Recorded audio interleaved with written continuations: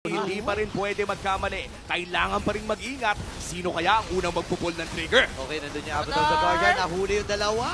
Pero yung Lord ang patay na nga rin. Kailangan ba ito si Renegade dito? Kirk? Tamang meditate lamang siya habang si Kirk. Wow! Tumama yung summon ng Flicker. Pero hindi na yung bawi ng Rora. Atras muna dito ang pamilya. Habang si Bruce naman ay iipitin. Sakto rin yung King Kong! Pasok si Eagle Domino Burst.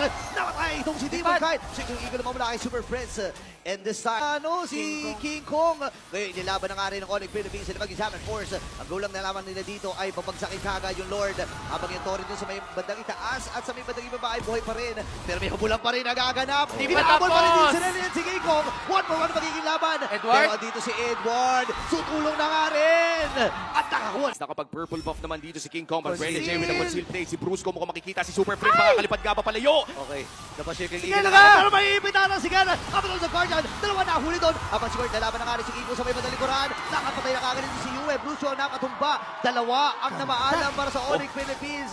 Tatapusin na nga ba dito ng Aurora? Wala sila mga hindi. Meron. May katapult, may katapult. Endable na ba ang call dito ng Aurora? Makiklear naman agad dito ng Onyx Philippines pero may parating na Isang wave. wave sa baba. Purito, ito na ata yung call nila. So, kailangan ilaban nito ng Onyx Philippines. And si Kirk ay napalayo na nga rin. Hindi pa nakakadikit dito. Dalawang Aurora, wave. pero ilalaban Endable. na. Base lock na ang team.